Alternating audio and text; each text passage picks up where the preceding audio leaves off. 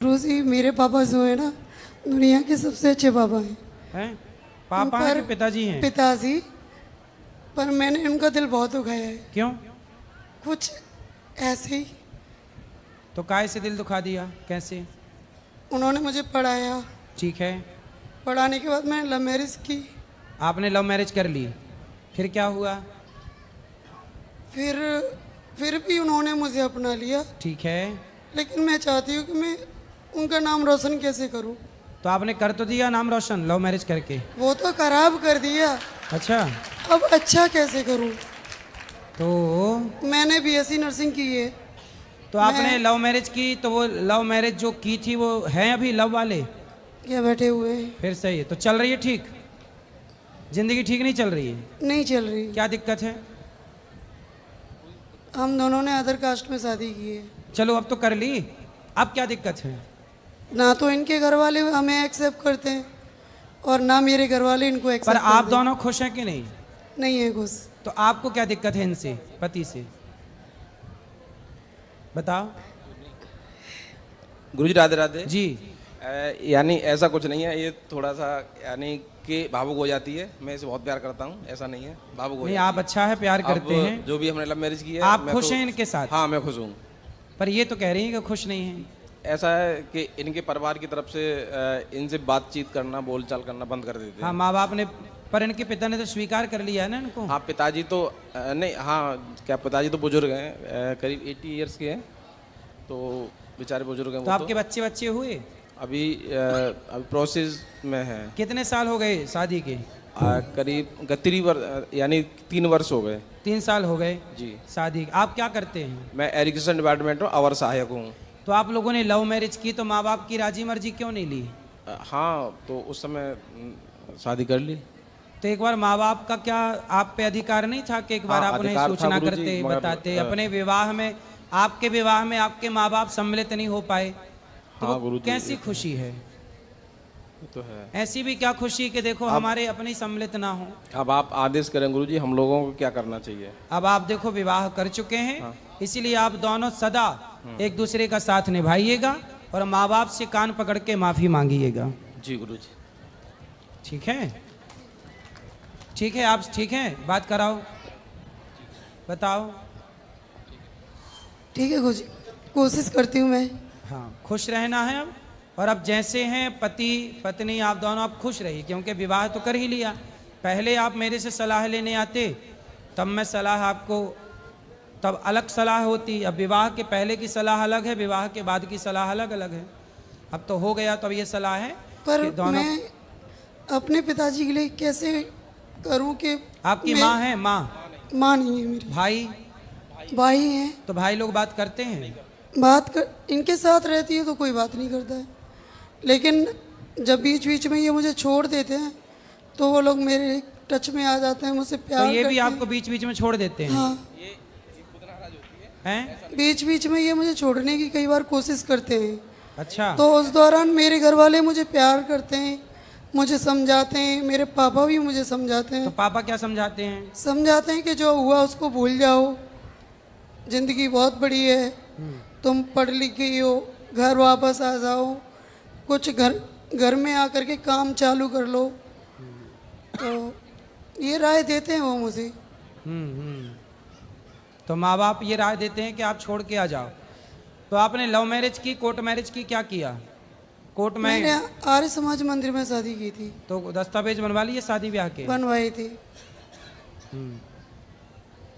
तो ये आपको छोड़ने की बात करते हैं, आप छोड़ना चाहते हैं? नहीं बिल्कुल नहीं, नहीं ये झूठ बोल रही है इस यहाँ पर, मगर थोड़ी कभी कभी झगड़ा हो जाता है, ऐसा कुछ नहीं है। क्यों झूठ बोल रही हो आप? महाराज जी मैं आपके सामने कैसे झूठ बोलूँगी? और ये हाथ में क्या लगा है?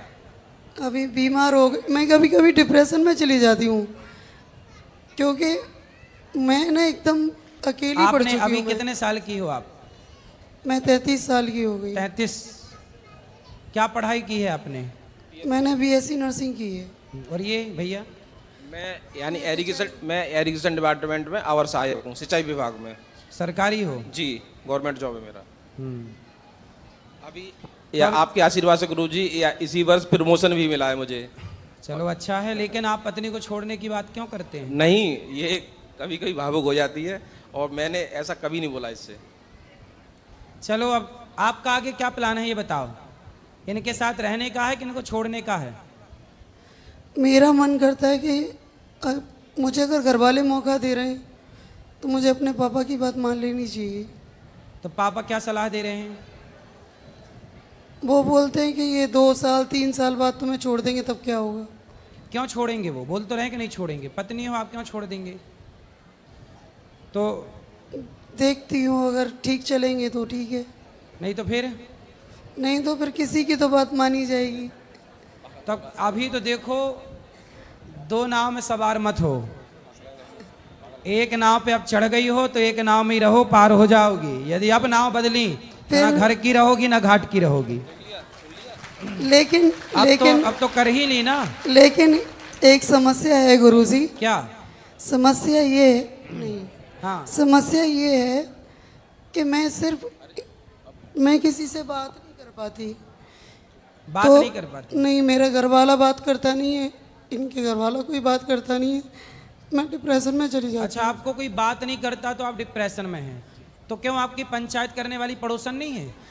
मैं किसी के घर जाती ही नहीं हूँ। मैं तो आप 2-4 पड़ोसन रख लो, मतलब अगल बगल वाली को। चलो भाई पंचायत करेंगे तुम्हारे। जिसके बात भरोसे- सही है, ये बात सही है कि जिससे कोई बात नहीं करता वो सही डिप्रेशन में जाएगा। इसलिए अपनों से खूब बात करनी चाहिए, खूब समय निकालना चाहिए। वैसे एक हिसाब से पड़ोसने अच्छी होती हैं, 2-2 घंटे पंचायत करती हैं। और भगवान करे आपको भी खूब पंचायती पड़ोसन मिल पड़ोसन जाए। छोड़ो, मेरे तो हस्बैंड मुझसे बात नहीं करते। कोई बात नहीं, क्यों नहीं, वो तो कर रहे हैं बात। अभी तो पोल खुल रही है ना उनकी। करेंगे करेंगे करेंगे। पति आपसे बात ज्यादा नहीं करते। क्या कह रही हैं एक बार बात देखो। बात क्यों नहीं करते आप? देखो अब आप विवाह किए हैं तो आपको निभाना चाहिए। बात करा पति से। जी जी गुरुजी। आप क्यों नहीं बात करते पत्नी से? मैं बात करता हूँ, मैं कभी कभी तो ड्यूटी भी नहीं जाता हूँ, ऑफ कर देता हूँ, मैं इसी के पास रहता हूँ। पर आपको रोज दिन भर बात करनी चाहिए। अच्छा, जब आप ड्यूटी चले जाते हैं, मेरा फील्ड वर्क है। हाँ ठीक है, तब इनसे कौन बात करता है? मैं ज्यादातर या इसी के साथ रहता हूँ। ठीक है, जब आप ड्यूटी पे जाते हो तब इनसे कौन बात करता है? यानी कि ये भी जॉब करती है। तो सुनो, आप ड्यूटी जाओ, पैसे कमाओ, पर पत्नी का ख्याल रखो। और अपने आप जहाँ रहते हो ना, वहाँ कोई अगल बगल वाले पड़ोसन नहीं है? वहाँ पर गवर्नमेंट हाउस है, सरकारी कॉलोनी है, क्वार्टर काफी वहाँ है। तो वहाँ कोई बहनें नहीं है? हाँ है। तो उनसे बोल दो कि इनसे बात किया करें। आती हैं, बात करती हैं। गुरुजी, मैं भी 10 घंटे की ड्यूटी करके आती है, जब रात को आती है तो मुझसे झगड़ा करते हैं। तो आप दोनों ड्यूटी करते हैं? जी। तो दोनों का ड्यूटी करना जरूरी है? नहीं ऐसा नहीं, हाँ कभी ये भी करती है तो उसका भी टाइम कट जाता है, मैं भी ड्यूटी चला जाता हूँ। तो फिर आप लोग दोनों जब ड्यूटी कर रहे हैं, दोनों खुश रहिए ना, जिंदगी जी रहे हैं जी। गृहस्थी के नाव पे चढ़ गए हैं, तो अब परेशान मुझे क्यों? सिर्फ इस चीज़ का डर है कि 1-2 साल बाद छोड़ ना दे। नहीं छोड़ेंगे? पक्का वादा करो इनसे कि नहीं छोड़ोगे? मैं यहाँ पर यानी देवभूमि पे खड़ा हूँ, मैं सौगंध खा रहा हूँ, मैं इसे जीवन भर नहीं छोड़ूंगा। खाओ माँ कसम के अपनी पत्नी को नहीं छोड़ोगे? अपनी माँ कसम खा रहा हूँ, मैं इसको नहीं छोड़ूंगा। नहीं छोड़ेंगे? और नहीं बताओ, अब ये यहाँ वृंदावन में खड़े होके बोल रहे मैं- नहीं छोड़ेंगे, माँ कसम खा के बोल रहे हो। मैं यहाँ पर वृंदावन में पावन भूमि पे ये सौगंध खा रहा हूँ, मैं इसे जीवन भर नहीं छोड़ूंगा। कभी नहीं छोड़ेंगे? कभी नहीं। अब बताओ, अब हुआ विश्वास है? भगवान को तो लेकिन मानते नहीं है, भगवान को लेके भी बहुत लड़ाई होती है। भगवान को नहीं मानते? क्यों नहीं मानते भगवान को? नहीं ऐसा नहीं है गुरुजी, मैं थोड़ा क्या पाखंडवाद के खिलाफ हूँ, भगवान के खिलाफ नहीं हूँ, ईश्वर के खिलाफ नहीं हूँ। नहीं, भगवान पाखंडवाद के खिलाफ तो हम भी हैं। बस बस हम यानी भी वही अभी हम भी क्या पाखंडवाद के समझा रहे थे कि भाई झाड़ हाँ, फूंक के चक्कर झाड़ में ना फूंक, पड़ो यस। और मन लगा के दवाई कराओ। बस वही मेरा वो है। तो ये देखो, समझते हैं कि मैं पाखंड ईश्वर- से विरोध है, भगवान से किस बात का विरोध है? बिल्कुल नहीं, हाँ। बिल्कुल नहीं भाई। हमको जो आज हम यहाँ खड़े हैं, जो हम आज हम वो आपने ईश्वर गौरी के देन गोपाल का दर्शन किया? गौरी गोपाल भगवान हाँ का? हम गए थे। यहाँ 300 माताएं रहती हैं, जी, हम 150 बच्चे पढ़ते हैं, जी। 30,000 लोग भरपेट भोजन करते जी, हैं। जी। यहाँ तो आपको पाखंड नजर नहीं आया ना? नहीं बिल्कुल नहीं, मैंने और इससे बोला भी, मैं देखो यहाँ शांति है और देखो यहाँ कोई पाखंडवाद नहीं, सफाई भी है।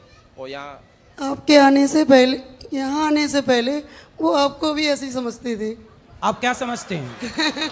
आप क्या समझते हो? नहीं गुरुजी, मैंने जो देखा है यहाँ जो भी सत्य है। क्या सत्य है? यहाँ पर यानी कि माताएं हैं, उनकी सेवा होती है, सत्य है। और यहाँ पर जैसे बच्चों की यानी एजुकेशन है, भोजन है, भोजन की व्यवस्था है। भोजन देखा आपने, अखंड रसोई चल रही है। हाँ, मैंने देखा। 30,000 लोग पर डे भोजन करते हैं। जी गुरुजी, 1 लाख रोटियां गौरी गोपाल में रोज बनती हैं। जी गुरुजी जी। और ये दास भीख मांग मांग के सारी सेवा करता है। जी गुरुजी जी। इनके चक्कर में मैं मंदिर तक नहीं जाती हूँ। अब जाया करेंगे, मंदिर जाया करो, भगवान से जुड़ो। ये इस बात पे भी झूठ बोल रही, मैं मंदिर जाता हूँ, मैं इससे बोलता हूँ। मेरे घर वालों को अंधभक्त बोलते हैं। ये क्या बोलते हैं? अंधभक्त बोलते हैं क्योंकि वो सुबह उठ करके नहा धो के पूजा पाठ करके कोई चालीसा करता है, कोई गीता पढ़ता है, कोई तो ये भगवत कितने पढ़ता बजे नहाते हैं? है। ये नहाए या नहाए मेरे घर वालों को लेकिन अंधभक्त बोलते हैं ये। देखो, पत्नी के माँ बाप को, पत्नी के परिवार को कुछ क्यों बोलना है? मैं नहीं बोलता हूँ। जैसे मान लो आपके देखो वो- जो सास ससुर हैं, मतलब जी, पत्नी के पिता जी, और जी, माँ, बिल्कुल। वो भी अपने लिए माँ बाप ही तो हैं। बिल्कुल बिल्कुल, वो माँ बाप है हमारे, वो भी। और मैंने ऐसा नहीं बोला है। और अगर कभी मैंने नहीं कुछ बोला बोला किसी भी है को। तो मैं उसकी क्या आपको नहीं बोल रहा हूँ? नहीं नहीं जी गुरुजी। लेकिन मैं आपके द्वारा सबको बोल रहा हूँ कि पत्नी के माँ बाप का भी उतना ही सम्मान करना चाहिए जितने अपने माँ बाप का हम सब करते जी हैं। जी। और पत्नी को भी पति के माँ बाप का उतना ही सम्मान करना चाहिए जितना वो अपने ही माँ बाप का करती है। जी गुरुजी। दोनों को रिस्पेक्ट जी, करना जी चाहिए। गुरुजी। राधे राधे सर गुरुजी, जी कैसे हो आप? ठीक है। हम आपसे आपकी वीडियो देखते हैं ना, हमें अच्छा लगता है। मेरठ से आए हम। अच्छा, हाँ, मेरठ अरे मैं नहीं बोलूँगी। वो ड्रम वाला। हाँ जी। गुरुदेव कोटि कोटि प्रणाम। जी। मैं संजय जैन छत्तीसगढ़ कांकेर जिला से आया हूँ। गुरुदेव, मैं जब से आपके चरणों में आया हूँ, आपसे गुरु मंत्र लिया हूँ, तब से मेरे परिवार का आर्थिक स्थिति और सब कुछ बदल गया है। गुरुदेव, आप हम पर सदा कृपा बनाए रखेंगे। खुश रहिए। और मेरा एक प्रश्न है। मैं बस्तर संभाग से बहुत अंदरूनी क्षेत्र से आता हूँ और वहाँ पर धर्मांतरण इतना ज़्यादा हो रहा है गुरुदेव। कौन लोग करा रहे हैं? ये जो अल्लाह लुल्लू हलाला वाले हैं, ईसाई वाले, ये पूरे गांव के गांव पूरे समाज को धर्मांतरण करा रहे हैं। बिहार में? नहीं, छत्तीसगढ़ में, बस्तर संभाग तो से। छत्तीसगढ़ में सरकार किसकी है? भारतीय जनता पार्टी की है गुरुदेव। तो बीजेपी नहीं रोक रही है? अभी प्रयास कर रही है, लेकिन उसके पहले पूरा गांव के गांव बदल गए थे वहाँ। अरे तो जो बदल गए हैं उनको आप लोग फिर जहाँ की तहाँ लाओ। आप सनातनियों को यही तो करना चाहिए कि यदि हमारे अपने सनातनी भटक गए हैं तो पुनः उनकी घर वापसी करा के जहाँ की तहाँ स्थित करना चाहिए। वो सरकारों को कानून बनाना चाहिए कि कोई भी धर्मांतरण करेगा, मतलब कोई भी धर्मांतरण कराएगा, उसे सीधा फांसी की सजा होनी चाहिए। क्यों कराओ धर्मांतरण? हम हिंदू लोग नहीं कहते किसी मुसलमान से कि तुम हिंदू हो जाओ। हम हिंदू नहीं कहते किसी ईसाई से कि तुम हिंदू हो जाओ। अरे हिंदू तो ऐसा है कि ईश्वर के घर से बना बनाया पैदा होता है। बाकी तो सब ये बना रहे हैं। उनसे धर्म बदलवाने वालों से पूछना कि मूर्खो, यदि ईसाई, तुम हिंदुओं को ईसाई बना रहे हो, यदि ईसाई ही बनाना होता तो भगवान ईसाई ही ना बना के पैदा करता। जी गुरुदेव। तुम्हें यहाँ बदलने की क्या जरूरत थी? जी, तुम बदल के बना रहे हो। हम ऐसे हैं जैसे कि तैसे, परमात्मा ने जैसा बनाया वैसे के वैसे। जी गुरुदेव। ये सरकारों के काम हैं धर्मांतरण वगैरह रोकने के, पर सरकारों का इस तरफ कोई ध्यान नहीं है, कोई ध्यान नहीं है। आप लोग वहाँ की बीजेपी सरकार को बोलिए कि धर्मांतरण ना हो। छत्तीसगढ़ में सबसे ज्यादा धर्मांतरण हो रहा है। जी गुरुदेव। ये शिकायत है। बीजेपी वहाँ पे है तो उसको कानून बना के धर्मांतरण। अभी एक कानून बनाई है गुरुदेव, कैबिनेट में पास किया है हमारे विष्णुदेव साई जी, और वो धन्यवाद के पात्र हैं। उसके पहले बहुत सारा हो चुका है तो जो हो चुका है अब उनको वापस लाओ। जी गुरुदेव। जी जी, अब उनको वापस लाया जाए। आपकी कृपा हमारे परिवार आप पर सब बना सनातनी एकजुट होके, वहाँ के सारे छत्तीसगढ़ के भक्तजन एकजुट होके, बिहार के और झारखंड के जहाँ जहाँ धर्मांतरण ज़्यादा हुआ है, महाराष्ट्र में जहाँ हुआ है, वहाँ के सब हिंदू एकजुट होकर के और पुनः अपने हिंदू भाइयों को गंगा जल से स्नान करा के जहाँ की तहाँ ले आना चाहिए, समझा बुझा के। जी गुरुदेव। गुरुदेव, आपकी कृपा हम पर बने रहे। खुश रहिए। धन्यवाद। खुश रहिए। राधे श्याम महाराज जी। जी महाराज जी, मेरा क्वेश्चन ये था कि एक अच्छे इंसान की क्या क्या लक्षण है और मैं एक अच्छा इंसान कैसे बन सकता हूँ? किसी के बारे में बुरा मत सोचो, और किसी की कमियां मत देखो। आपके अंदर कमियां हैं कि नहीं? है। हैं। और आपके दोस्तों के अंदर? उनके अंदर भी है। हाँ, आपको किसी की कमी नहीं देखना, देखना है तो स्वयं की कमी। मैं कहाँ गलत हूँ, मैं अपनी गलतियाँ सुधारता हुआ आगे बढ़ता रहूं और मैं कभी किसी की गलतियाँ ना देखूं। कोई दोस्त है तो उसे समझाओ कि भाई तुम गलत कर रहे हो, ये शराब पीना, गलत काम करना गलत है। वो माने ना माने आप बता सकते हैं। आप अपनी कमियां दूर करिए। आप जब सारी कमियां अपनी दूर कर लेंगे तो आप समाज के लिए प्रेरणा बन जाएंगे, समाज के शीर्ष बन जाएंगे। महाराज जी, अगर ऐसे मान लो संजोगवश अगर ऐसा सानिध्य मिलता है जहाँ पे जैसे बुराइयाँ वगैरह हो रही है, तो उस समय अपने मन को कैसे विपरीत दिशा में जाने से रोके? कमल का फूल कहाँ रहता है? कीचड़ में। क्या कीचड़ की बूंद कमल को छू पाती है? नहीं। ऐसे ही बुराइयों के बीच में आपको वैसे ही रहना है जैसे कीचड़ में कमल रहता है, कीचड़ से अलग, तब महान हो। वरना कीचड़ में डूब जाए कमल तो काय बात का कमल। समझ में आई? जी, अपने जी को गुरुजी। अलग रखना है हर बुराई से। जी गुरुजी, धन्यवाद। राधे राधे। खुश रहिए। राधे राधे गुरुजी। जी मैं मध्य प्रदेश से आया हूँ जी। और मैं पूछना चाहता हूँ कि क्या जो गाय से हम दूध लेते हैं, किसी भी जानवर से, माँ से हम जो दूध ले रहे हैं, क्या वो सही है? क्योंकि जो हम दूध लेते हैं, दूध के बाद में उसको रोड पे छोड़ के वो फिर प्लास्टिक खाती है और मर जाती है, तो क्या दूध लेना श्रेष्ठ होता है या नहीं होता है? नहीं, प्लास्टिक क्यों खाए, छोड़ो क्यों? जी दूध पियो जी और साथ में गाय की सेवा का संकल्प लो। जी जी दूध पी के छोड़ना क्यों है? लेकिन उस फिर समय भी- से भोजन दो से रखो। जी।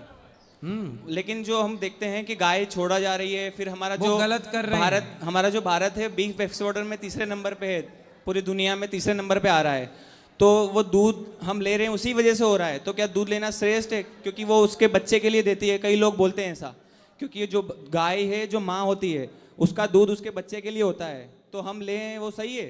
अच्छा, आप गाय के बच्चे नहीं हैं? जी है, लेकिन हम उसकी सेवा करें निष्काम कर्म से, ऐसा? जब ऐसा है, गाय, भगवान कृष्ण ने गाय का दूध पिया कि नहीं? जी जी जी तो क्या यह समझ भगवान को नहीं थी कि दूध गाय के बच्चे के लिए है? बिल्कुल। आधा दूध बच्चा पीता है गाय का, और जो गाय की सेवा करता है, चराता है, खिलाता पिलाता है, जी उस ग्वाले का, उस व्यक्ति का भी उस गाय के दूध पर अधिकार होता है।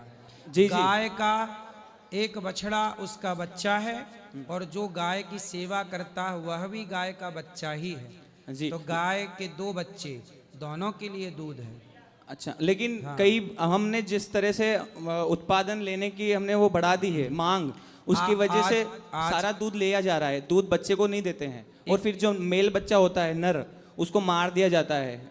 नारी जो होती है वही काम की होती है, तो उसको गर्भवती करवाया जाता है कृत्रिम गर्भधान से जबरदस्ती। सुनो सुनो सुनो, जी आप जो बात कर रहे हैं ना, जी, ये जर्सी की बात कर रहे हैं। लेकिन जो देसी गाय है, जी जी, गायों को आजकल कुछ लोग इंजेक्शन लगाते हैं, ऑक्सीटोक्सिन। वो गलत है।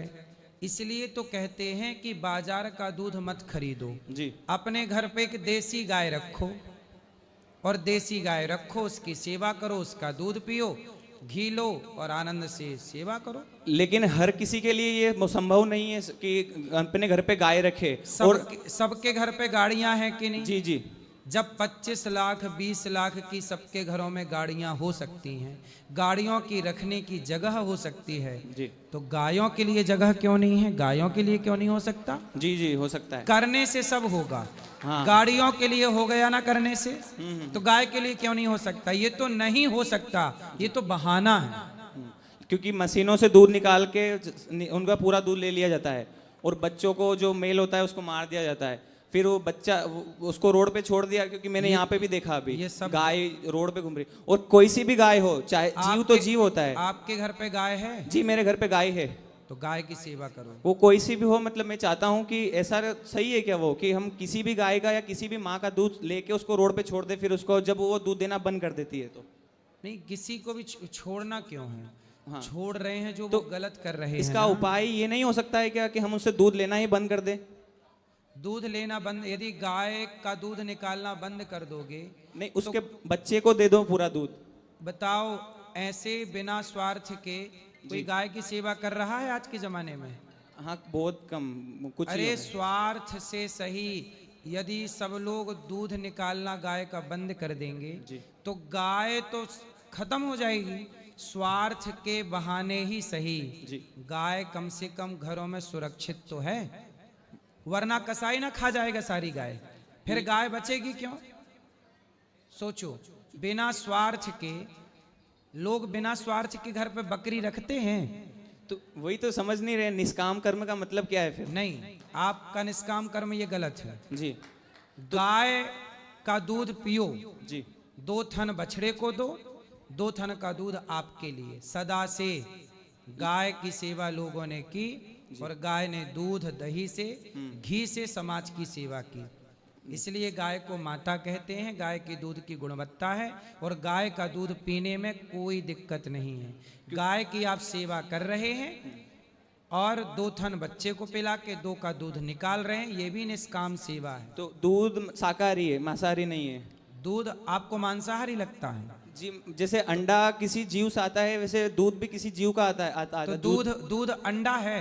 नहीं, मतलब वो जीव से आ रहा है किसी से। आपकी माँ ने आपको दूध पिलाया था तो वो दूध मांसाहारी पिलाया था कि शाकाहारी? तो वो किसी और को नहीं पिलाया था ना, इसीलिए वो मैं मतलब वो सोचता हूँ कि नहीं, तो दूध तो आप कह रहे हैं मांसाहारी है, तो आपकी माँ का दूध मांसाहारी है? क्योंकि वो मुझे दिया था माँ ने, तो मैंने अपनी माँ का दूध पिया, उसके बाद मैं भी तो गाय का ही दूध पीता हूँ, गाय मेरी भी तो माता है। लेकिन वो फिर कटने में भी तो तीसरे नंबर पे आ रही है दुनिया, अपने भारत में। तो कौन काट रहा है? लोग काट रहे हैं, सब काट रहे हैं। जो काट रहे हैं तो वो काटे ना, जो दूध, तो अब क्या दूध पीने वालों को मना कर दो कि तुम दूध ना पियो? तभी तो फिर बचेगी ना ये जानवर। तुम, आपकी ना बुद्धि थोड़ा स्क्रू ढीला है आपका। जी जी। क्योंकि कसवाओ, इसको कसवाओ, क्योंकि ढीला हो। कहाँ से आए हो? जी, मध्य प्रदेश से हूँ मैं, महाकाल की नगरी से। तो वहाँ स्क्रू ढीला कैसे हो गया आपका? क्योंकि वहाँ पे मैंने देखा है लाखों करोड़ों गायें जो है रोड पे मर रही है, कट रही है। रोड पे तो ऐसा है, और रोड पे मर रही है गाय जी, तो आप जैसे युवाओं को गौशालाएं बनानी चाहिए। आप जैसे युवाओं को, हम तो 400 गैया की सेवा करते हैं। जी। हमारे पास 150 नंदी हैं। नंदी तो दूध नहीं देता जी, हम तो नंदी की भी सेवा करते हैं और नंदी हमारे पास 150 हैं, 150 से ज्यादा होंगे। हम तो कर रहे हैं जी। आप भी गायों के लिए गौशालाएं बनवाओ, आप जैसे युवाएं बनवाएं और सरकारों को कार्य करना चाहिए। अब सरकार भी नहीं करे, आप भी नहीं करो, दूध भी पीना बंद कर दो, तो जिनके घरों में गाय है वो कहेंगे दूध तो पीना नहीं है, दूध तो निकलता नहीं है, तो वो भी घर से खदेड़ देंगे। सड़कों पे गाय और आएगी, कसाई ले जाएगा, मार डालेगा। इसलिए गाय का दूध पियो, पीने के बहाने ही गाय की सेवा करो। जी जी। पीने के बहाने ही, स्वार्थ ही सही। और यदि नहीं पिया जाए तो क्या होगा, मतलब? तो आप मत पियो। हाँ, लेकिन वो बचेगी ना कि हम जबरदस्ती उनको गर्भवती नहीं करवाएंगे कोई। नहीं, गाय को जबरदस्ती कोई देखो, आप ना डेयरी वालों की बात कर रहे हैं। हाँ, कृत्रिम गर्भधान, क्योंकि सबसे ज्यादा दूध वहीं से आता है मार्केट में। हमारे यहाँ जो गौशाला है जी भाई, एक बात बताओ, दूध इंजेक्शन की परंपरा कब से स्टार्ट हुई? जी, काफी साल हो गए। जब से लोगों ने बाजार का दूध खरीदना शुरू किया। जी। जब बाजार का दूध खरीदोगे तो दूध बेचने वालों को लालच आएगा। पहले के जमाने में बाजार में दूध बिकता ही नहीं था, पता है आपको? पहले के जमाने में कोई दूध नहीं बेचता था, घी नहीं बिकता था, क्योंकि सबके घरों में गाय थी। जब घरों पे गाय होगी तो लोग इंजेक्शन नहीं लगाएंगे, कृत्रिम गर्भवती नहीं कराएंगे, नेचुरल नंदी से गर्भवती होगी। सबके घरों में गाय थी, तब तो इंजेक्शन का मामला नहीं था और कोई गाय को दूध बाजार से खरीदता भी नहीं था। तो वो परंपरा नष्ट क्यों हो गई? आप इस पे बात करिए ना कि सबके घर पे गाय होगी तो बाजार से दूध खरीदना ही नहीं पड़ेगा, और जब खरीदना नहीं पड़ेगा तो जो लोग इंजेक्शन लगा के गाय पे अत्याचार करते हैं वो अत्याचार बंद हो जाएगा। समाधान ये है कि सब लोग घर पे गाय रखें। क्या समाधान है? कि सिटी में भी सब लोग घर पे सब लोग गाय रखें और बाजार का दूध जी बंद कर दें तो इंजेक्शन लगने बंद हो जाएंगे, अत्याचार बंद हो जाएगा। अच्छा। स्वार्थ के कारण ही लोग गाय के साथ अत्याचार करते हैं। हाँ, मतलब 2 फीट की रस्सी से बांध के 24 घंटे एक जगह ही खड़ी रहती है वो। हाँ, उसका जो इसलिए सबको घर पे गाय रखनी चाहिए। हाँ, लेकिन फिर भी वो भी तो गलत हो जाएगा ना, क्योंकि एक जानवर की जो प्रवृत्ति होती है वो घूमने फिरने की होती है। हाँ। लेकिन उसको 24 घंटे एक जगह बांध के वहीं वो पोटी करेगी, वहीं हंगेगी, वहीं तो पे सब घुमाओ फिराओ थोड़ा। लेकिन सिटी में कहाँ घुमाएंगे उसको? आप शहर में रहते हो जी, तो आप गांव में बस जाओ ना, खूब जगह है घुमाने फिराने। लेकिन डिमांड तो सिटी में, मांग ज्यादा सिटी में है ना, दूध गाँवों से सिटी में जाता है ज्यादा से ज्यादा। ऐसा है। और मैंने जो गौशालाएं हैं और कई बाड़े हैं जो जहाँ पे जानवर रहते हैं वो बहुत सारे देखे हैं, तो वहाँ पे हो रहा है ये सब कुछ। तो आप, ऐसा है, बारिश को आप रोक सकते हैं? नहीं, छाता लगा के क्या कर सकते हैं? जी, बच सकते हैं। अपना बचाओ। जी। कलयुग है, कलयुग में आप संसार को नहीं रोक सकते, लेकिन अपने घर में गाय रख के अपने गायों को घुमाओ फिराओ। जितना आप कर सकते हैं गायों के लिए उतना आप करते रहिए, बाकी सब भगवान पे छोड़ दीजिए, क्योंकि कलयुग है, ये युग धर्म है। कलयुग है। जितना कर सकते हो उतना आप कर लो, मैं कर लूं, बाकी सबका मैं और आप नहीं कर सकते, समझाया ही जा सकता है।